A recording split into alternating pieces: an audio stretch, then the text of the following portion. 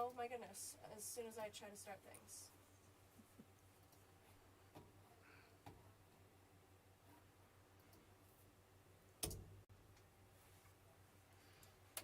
Monroe Community College. This is the Pulse, WMCC.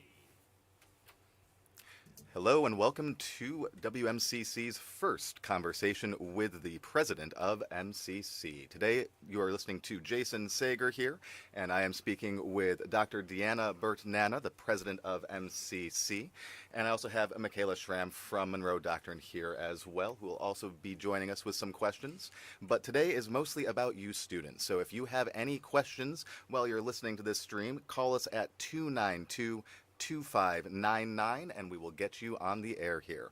So, to get things started here, if I'm not mistaken, Dr. Deanna, this is the first opportunity we've had to actually talk to the student body directly. So, my first question is just, really, what is your vision for MCC going to the next year here? This is an opportunity for you to tell us what's important to you.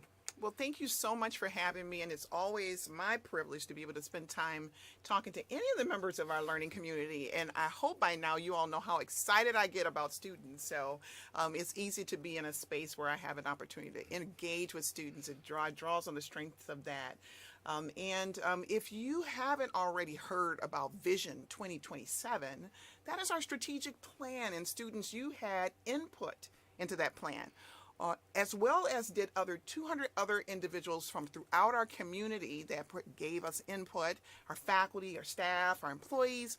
Lots of individuals helped us to identify what the 5 strategic priorities would be.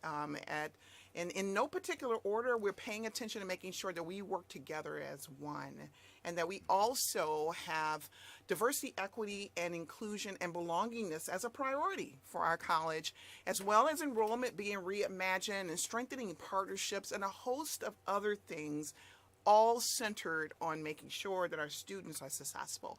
And so that is the strategic priority for the next 5 years, charting a path forward for our college to make sure that we keep you top of mind as a student-centered place in every aspect. Awesome. So, one of the things that I see a number of students are curious about is your general background and journey to getting here. And before we dive into the background here, I'm just curious, what was your impression of MCC, and how has it changed since becoming president? That came to us from Ryan Farley in our communications department. Well, wonderful, Ryan. Thanks for that question. So initially, I didn't know very much about Monroe, but was given the opportunity to be recruited here by a search consultant as the board sought to identify qualified candidates for the 6th president of this college after 60 years of excellence. And the more that I learned about Monroe, the more drawn in I was to an opportunity like this. What an amazing place. We are at the forefront of innovation for this country as a league for innovation in the community colleges. Which sets us apart from other colleges across this country. And so the innovativeness that has always been part of the rich history and fabric of this institution certainly drew me in, as well as the history and innovation of this region, knowing that we are in the home of innovation for this country. When you think about Kodak, Bosch and Lomb, Xerox, and lots of other organizations that have anchored our community, you begin to get a sense of the priorities. And here we are now with optics and photonics continuing to lead the way. And this morning, I left a meeting with over 20 businesses focused on optics that came to sit at the table here with us to learn more about our college and what we're doing to make sure that pipeline is very strong. Apart from that, it's a beautiful space and part of the country. I love telling everyone that I'm on the Great Lakes tour and finally at my last stop, because I'm originally from Michigan And I spent 3 years in Minnesota before I came here, and now I am on beautiful Lake Ontario, and I'm happy and at home now. So those are just a sense of some of the things that brought me here. And we could talk for a long time, I'm sure, about other things that are all part of what gets me excited about being part of Monroe Community College. Well, that's fantastic. I actually have family in Grand Rapids in Michigan, so I know the area. It's a 30 beautiful minutes part of the country, away. too. Nice. West Michigan, beautiful. So kind of stepping back a second to the path that brought you here. Kayla, I believe you had a couple of questions that related to our journey to get to MCC here. Yeah, so my one of my questions was, where did you go to college, and what was your college experience like? So I am the product 3 times over of Western Michigan University, and that's in Kalamazoo, Michigan. I studied there initially, came right out of high school into college as a traditional student, and studied computer information systems. So my background is formally training in IT, which is very unique in the sense that people are often curious to find someone of my African descent and female in that STEM field. And so I go out of my way to tout that and increase people's understanding that it's a possible path. From there, then, I graduated from Western Michigan University with my first degree. I should mention also that I have a minor in business and religion. Yes, very curious. I know, like, religion. Did she say religion? Yes, so both technical and liberal arts and sciences, and I'm very proud of that. And then I also went on later down, took a few years off, and then went ahead and studied as an adult student coming back to college and studied for my Master's of Business Administration. So I achieved an MBA also from Western Michigan University. Commuted then. My first experience was living on campus in residence halls, and being part of the fabric of every day. So I had that experience. And then I had the experience of being an adult commuter student coming back and forth. Left, finished out my master's degree, and took another break off. Had some children. I have 2 adult children, by the way. And I also have 4 children that I call them, I'm their bonus mom.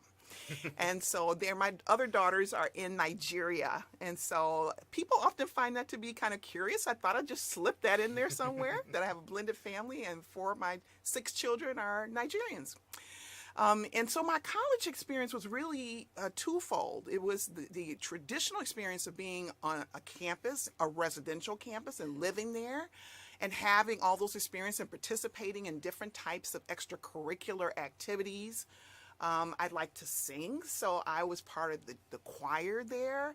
I was an honors student, so I spent time studying abroad internationally and lots of other things, and just the everyday experience of being on campus and running into people and going to the different sporting events, and the list goes on.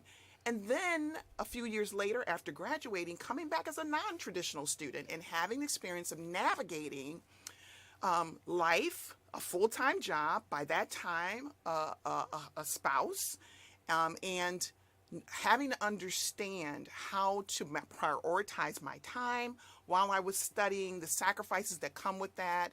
And I consider that when I'm in college, everybody in the household is in college, because everybody has to give up something. And so I bring that understanding as your president of both those experiences, where some of our students live on campus, this is home for them, and other students that are very transient, like I was as a commuter student. Yeah, I really appreciate all those comments. You know, I myself being a mother as well as a non-traditional student, I really appreciate how much you can empathize and understand with both the traditional student as well as the non-traditional student. So thank you so much for that. Mm-hmm.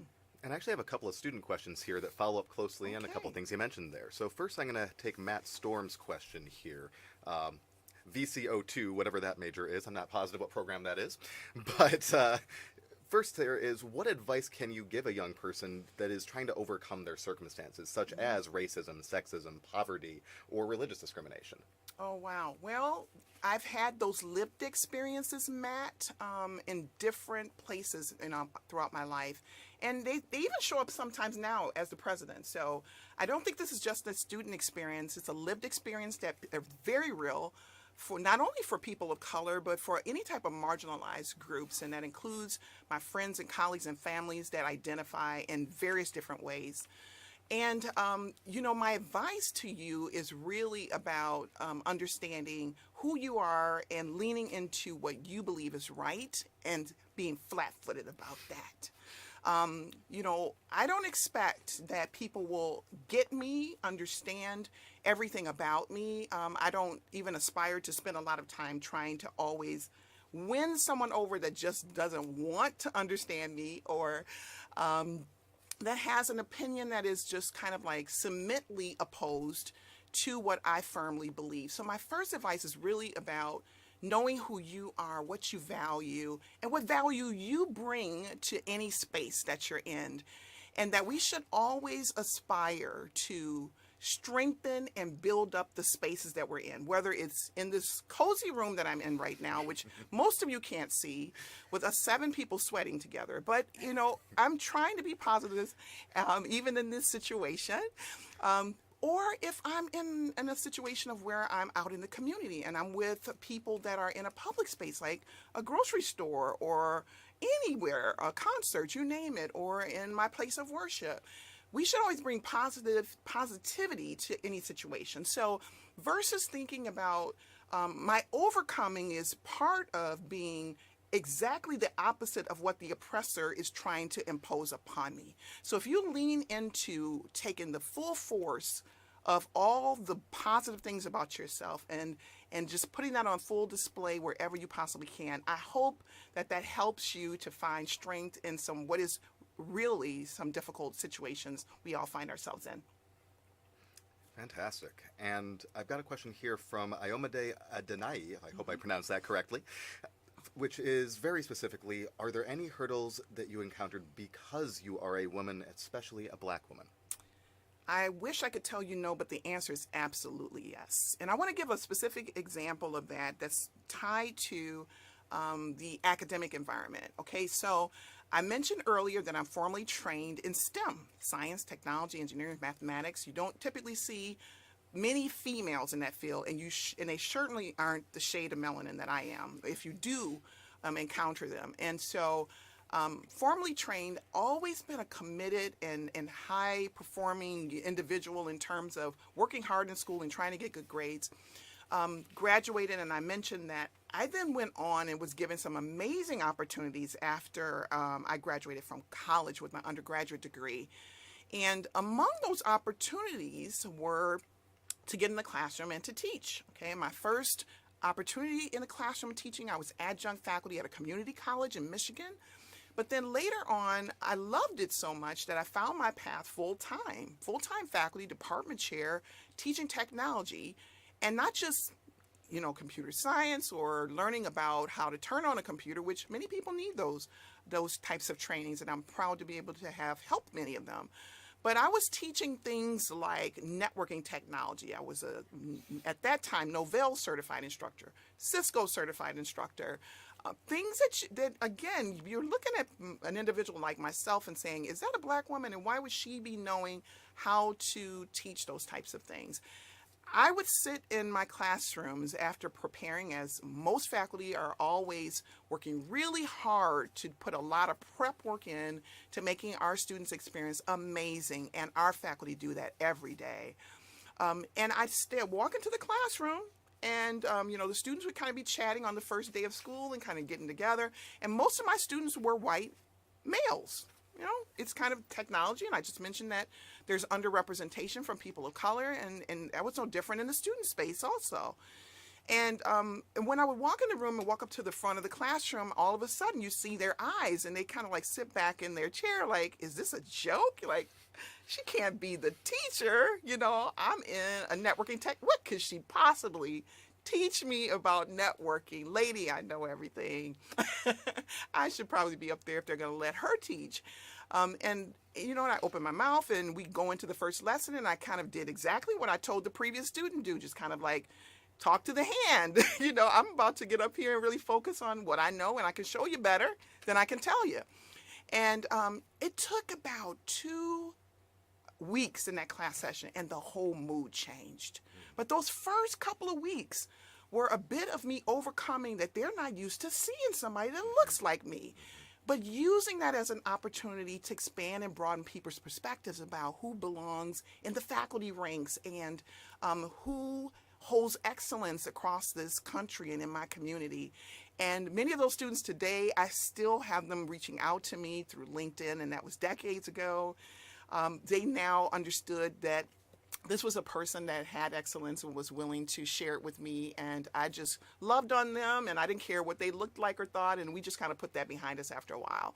So that's kind of just one of many experiences that I have had.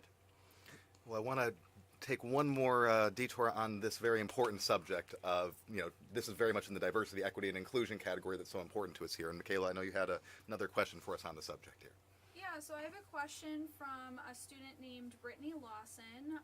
They're part of the Communications and Media Studies program as well. They say, will there be more opportunities for Black students as your time continues as president? I feel as though there is so many more doors to be open for us while here and continuing on with our schooling. Brittany, that's a continuous work here. And as I mentioned earlier, Vision 2027 prioritizes diversity, equity, inclusion, and belongingness, which means that we're focusing on hearing voices of individuals like you that tell us what you mean when you say we need more opportunities. What does that mean to you as a student? I don't want to sit in the president's office and assume I know that. I really need to hear from you with suggestions on what you'd like to experience. But what I can tell you is that I hold myself accountable, the entire leadership of this college does, including our board of trustees, which has prioritized the success of not just some students, but all of our students. And that includes you and others like you. And so please feel free to offer suggestions through your advisors, through your faculty members, through coming to the president's office hours, which is open to anybody. I have office hours every month regularly, a couple times every semester, and it's open not only to employees but students, and some of your peers have come. It's about 5 minutes for each person that stops by, and if you got ideas, I'd love to hear directly from you.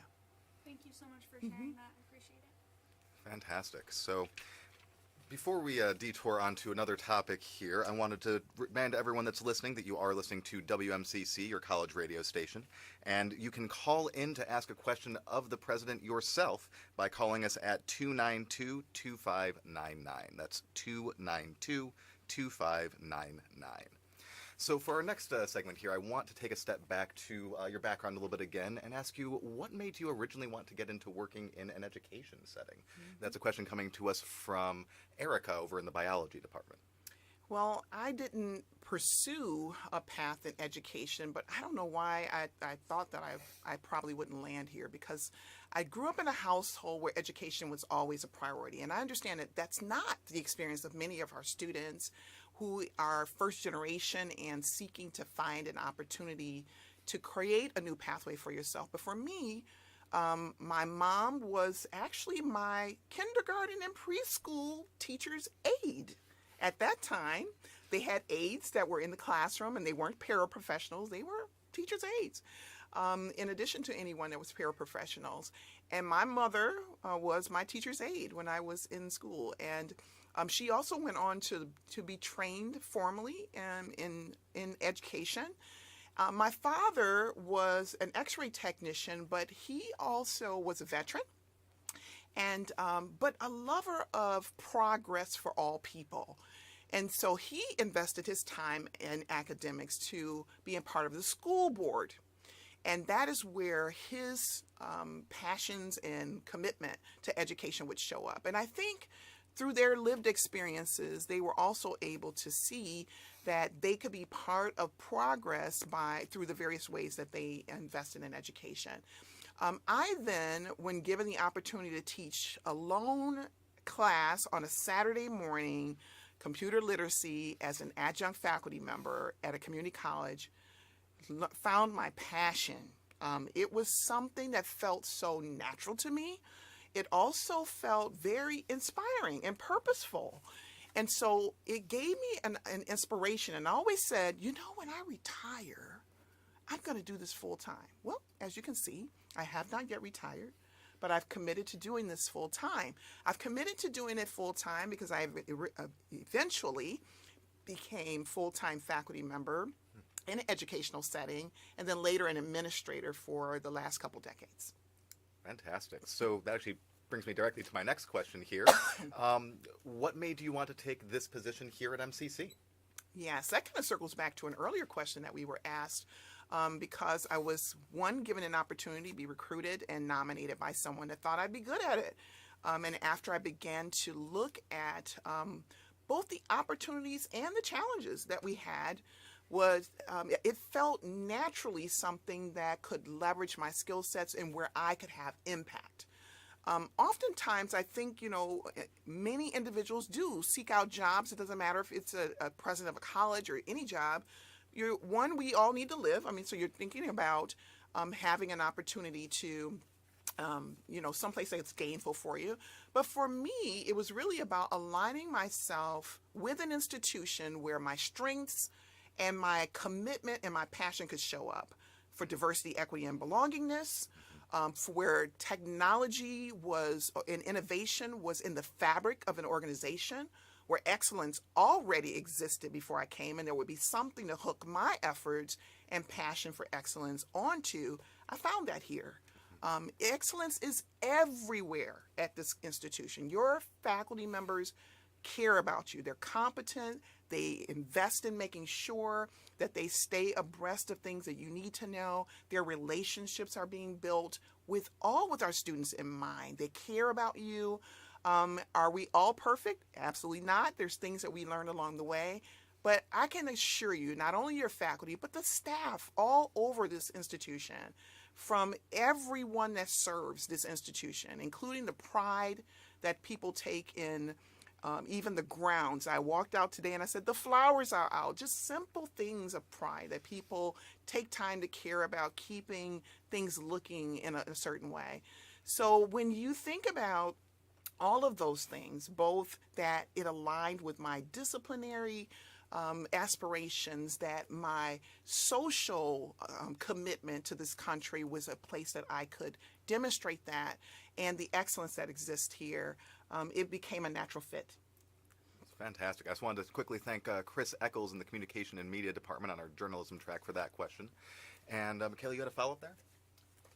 Yeah, so my follow-up is, do you have any advice for students regarding what motivation techniques you used through college? Because it's really hard whether you're a traditional student, or a non-traditional student. What's some little bit of advice that you could give students in how you were able to stay motivated in your times in college? Yeah, my best advice to students to staying motivated, now one is going to sound like absolutely too simple, is get connected with other students, okay?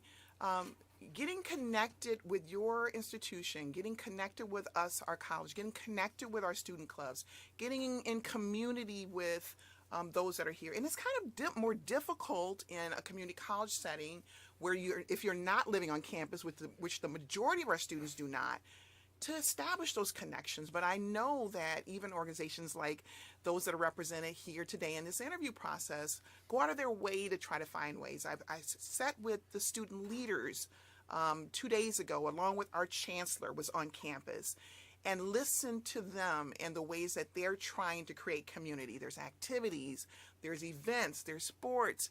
And the research shows that the more connected students are to the college and what's happening there, the more likely they are to succeed.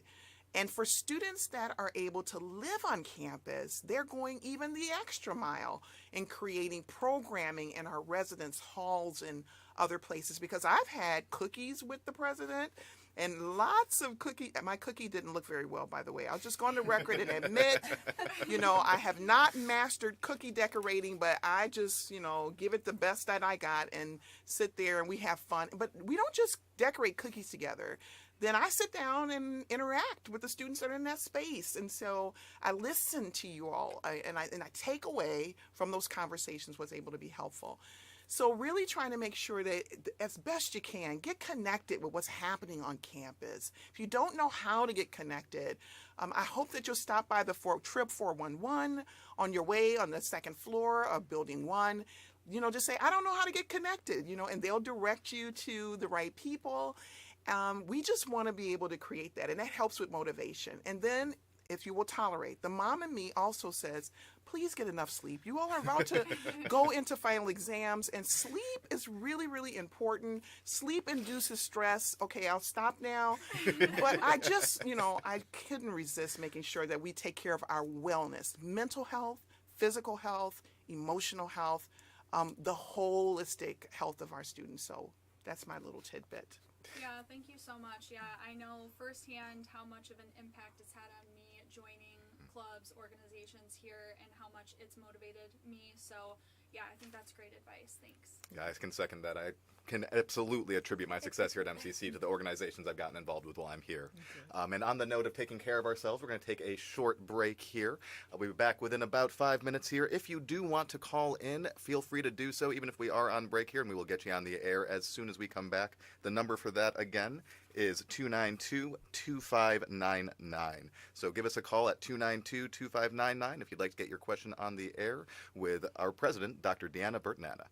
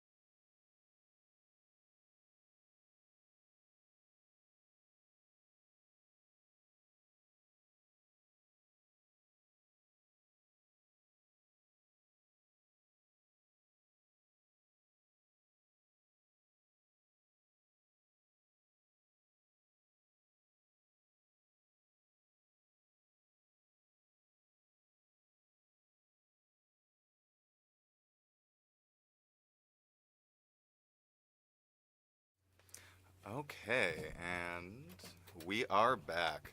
So, for those who are just joining us, I am here with Dr. Deanna Burt-Nanna, our president of MCC. And if you are interested in asking our president a question, give us a call at 292-2599, and we'll take that live on the air. Now, coming back in here, I have a number of students who have a similar set of concerns here, most of which are surrounding public safety. As I'm sure you were expecting, the incidents we had a few month or two back there have been on everyone's mind.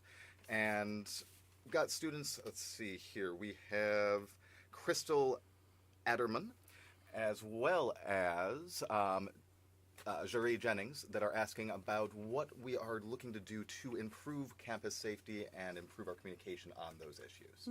You know, I anticipate the question, I appreciate the question, and I want you to know that it's at the top of mind as a priority for our college to keep us safe. The good news is we are safe. That's the best news that I could possibly be able to tell you, is that we have been a safe campus, we remain a safe campus, but there are times when something comes up and it gives us an opportunity to take a look at our processes and what we can improve upon, and we commit to continuous improvement in every area of our operation. This is no different, and so I thank you for your questions. You know, since that incident, very regrettable that we found that a student was carrying on our campus, but not trying to create a situation of danger for anyone. But we learned some things about what we can do, and then we've had some false alarms that have rattled many of us when they did occur, making us think that there was something dangerous when there really was not anything that occurred. And I think the takeaway there was that, you know, we could continue to amplify the training opportunities that we provided. And that happened.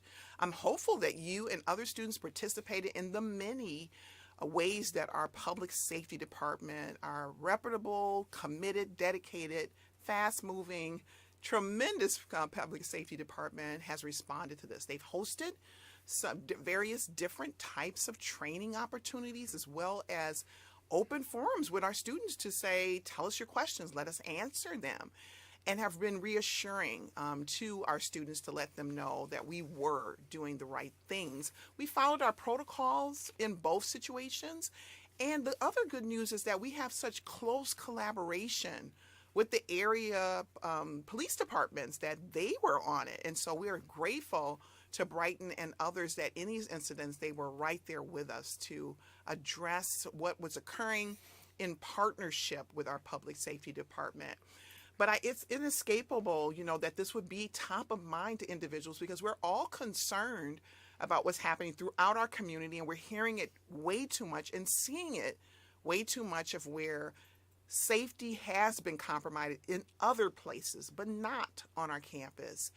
And therefore, you know, we're partnering with the city, our Rochester City, as well as Monroe County, and others to be at the table to brainstorm ideas, put solutions in place that increase security. So thank you for your questions, and I hope that you're reassured to hear me tell you what I hope most of you already know, is that we are safe, we remain safe.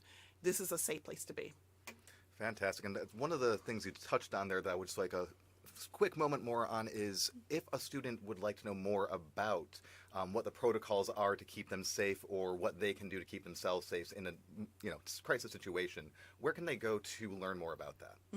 Well, you can always contact our public safety department. I mean, that's one place, but you can also look across our institution and get information. I still just adore the students at Trib 111. They have answers to all of our questions, our student questions. So you can also stop there, and they can also connect you with different members of staff, or to ask your teachers as well. I mean, there could be things that are specific to the program that you're in, because there even have been some training opportunities since those recent incidents where programming, we brought the public safety in to do specific training in the programs that students are studying, because there could be some unique nuance about that as well. So that's just a couple of my suggestions about where you can go, and we'll hope that we answered your questions. Thank you. Mikhail, did you have anything else on your end for that question? Yeah, so it's going a little bit in a different direction here, but where do you see yourself in the college in 5 years? I know you mentioned the 2027 plan, but as far as for yourself personally, what do you see for yourself? I'm here. I mean, like I came here with a long-term strategy, and none of us have the absolute knowledge about exactly where we're going to be on any given day. But my intention was to be a longer-term president and have the privilege of serving this institution for quite some time. And when we do our strategic plan, we did that with intention in mind. We're also, in case you haven't heard, we were recently selected by the Aspen Institute, and they are working in partnership with the Community College Research Center, or CCRC, that does a lot of late-breaking and innovative research for community colleges. We were chosen as one of only 10 colleges in the country to reform community colleges. And we were the only college chosen in New York to do that reforming effort. Community College 3.0, and we are being looked at as a model for the nation. So that's going to keep me kind of busy for a while. I'd imagine. Yes. That's great. Thank you. Awesome. And looks like we have a caller coming in just a minute here, but while we are getting that situated, just one moment. We're actually going to have that on the air momentarily here. Okay, so just one moment while we get that set up here, and I'll let, looks like we have Paula Barlow from our paralegal program, who I also happen to know is president of our SGA. For those who don't know, I am the chief of staff of the SGA here, and we will have her on the air right now. Hi, Paula. Welcome to WMCC. I know you have a question for President Burt-Nanna here, correct?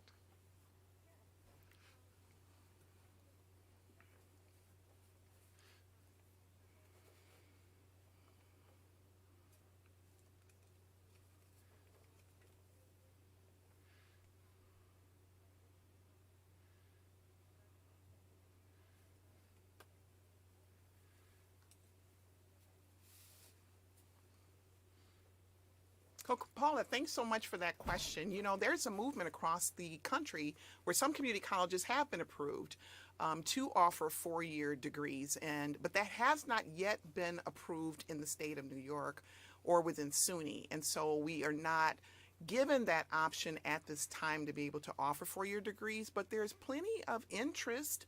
I can think of a few programs that we certainly could benefit from having that opportunity, but that's a decision that's primarily made at a state level, not at the college's level, to be able to determine if we can offer four-year degrees. There would need to be decisions that are made at the state education department with New York State in the legislative bodies to permit us to do that.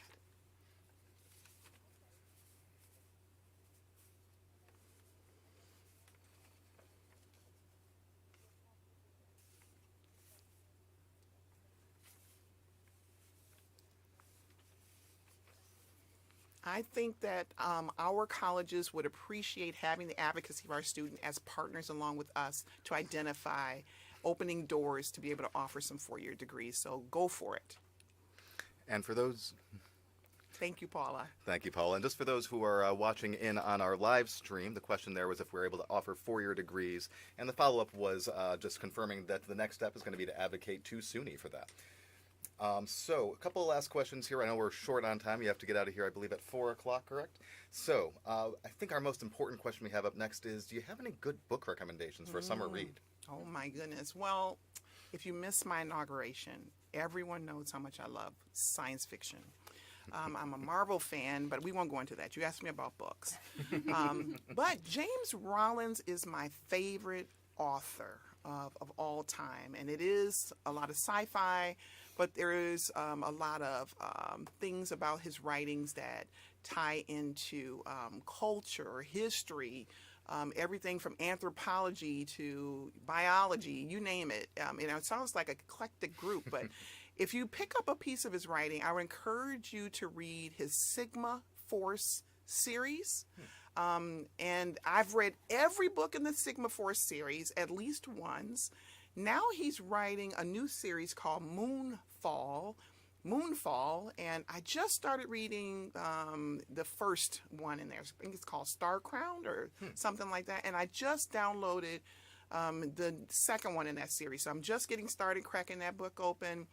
And I'm also reading for personal enrichment. I'm reading Michelle Obama's Becoming book, which was really eye-opening to me. And several things about her book is really resonating with me about my own experiences. And so if you're looking for something more personal enriching, I encourage you to maybe look at that. And I hope you have fun reading a combination of things for fun as well as things for enrichment. Well, and speaking of fun, I've got one more question here that I know a number of students had. What's your favorite ice cream? Praline pecan. Praline pecan I love how ice cream. specific So that is. I'm Right. assuming that you're asking this question because there will be a delivery that follows this interview. And if not, I'm going to be so disappointed. Make sure you put on dry ice, but don't leave the. Or if you bring it to my office upstairs, make sure you tell the staff, give them clear instructions, keep it frozen for the president until she can enjoy it. Well, I definitely going to have to check out the book recommendations there myself, and I'll make sure I check out that praline ice cream. I think Praline Hedonist. pecan. Praline pecan. I'll see if have you ever been to Hedonist downtown? Not yet. Highly recommend it. They do Okay. gourmet ice cream, top of the line, whatever they have in there. So I'll have to keep an eye out, see if they get one of those in there. We are wrapping up at this point, though. I wanted to put one more piece out there. We did check, and we have your office hours for the rest of the semester here. I'm told that you're going to be in the office on May 10th from 3 to 3:50. That's at the Brighton campus. At the Yep. Brighton campus, thank you. And it looks like this is downtown office hours? Yes, Yeah, it we have looks downtown office hours on May 24th from 2:10 to 3 o'clock. So if any students want to stop in to speak to our MCC president, Dr. Deanna Burt-Nanna, directly, make sure you check that out. And of course, it applies to faculty and staff as well. So beyond that, do you have anything else you want to tell the student body before we wrap up here? Just how amazing you all are and how proud we are of everything that you commit to accomplishing, everything you've overcome, everything you aspire to do. And I also want to tip my hat to this amazing crew that you all can't see, but that is working very diligently to get this information out to you and to create opportunities for communication, which only strengthens our organization. So I celebrate all of you that organize this. And as you're approaching into your final exams, don't forget to get your sleep, as I mentioned before, but also continue to persevere. You got this. Thank you so much. Thank you. So this has been WMCC with our first live interview with our president, Dr. Deanna Burt-Nanna. Hope you all have enjoyed the broadcast, and we look forward to speaking to you next time. We'll definitely be having another event like this next semester. Thank you for listening to WMCC.